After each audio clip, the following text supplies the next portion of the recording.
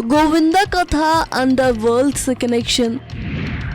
चुनाव जीतने के लिए लिया था दाऊद इब्राहिम का सहारा।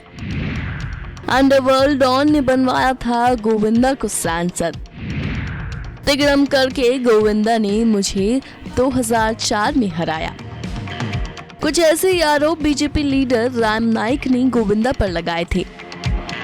इस वक्त पूरे देश में चुनाव का माहौल बना हुआ है। कंगना रनौत से लेकर टीवी की अनुपमा तक ने इस चुनाव में फिल्मी दुनिया के बाद अब राजनीति में एंट्री कर ली है। तो इसी बीच बॉलीवुड के सुपरस्टार गोविंदा के राजनीतिक सफर को भी फैंस बहुत ही याद कर रही हैं। भाई आखिर गोविंदा ने अपनी दूसरी सियासी पारी शुरू कर दी है। वो एकनाथ शिंदे की शिवसेना में शामिल हो गए हैं। हालांकि गोविंदा ने अपनी राजनीति की पहली पारी कांग्रेस के साथ शुरू की थी।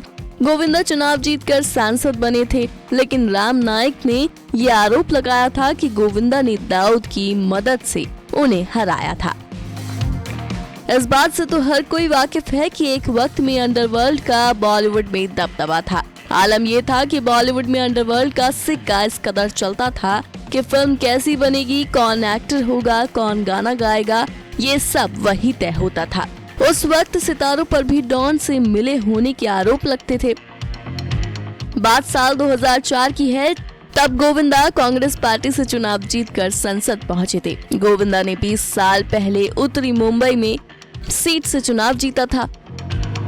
साल 2004 के लोकसभा चुनाव में गोविंदा ने बीजेपी के कई बार की सांसद और कद्दावर नेता राम नाईक को हराया था। उसके बाद उन पर दाऊद से कनेक्शन होने तक के आरोप भी लगे थे।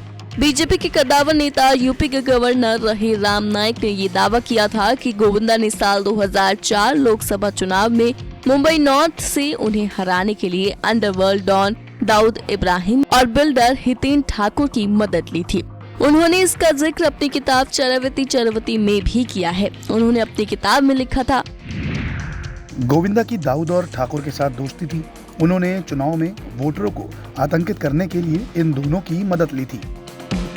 हालांकि बाद में गोविंदा ने इन आरोपों को खारिज कर दिया था। उन्होंने कहा था कि ये जनता है जिसने उन्हें जिताया था। हालांकि उस वक्त गोविंदा दाऊद से कनेक्शन होने के कारण बहुत चर्चाओं में आ गए थे। हर तरफ उनके अंडरवर्ल्ड से रिश्ते होने की ही खबरें चलने लगी थी, जिसके बाद एक्टर ने खुद सामने आकर इन खबरों पर विराम लगाया था।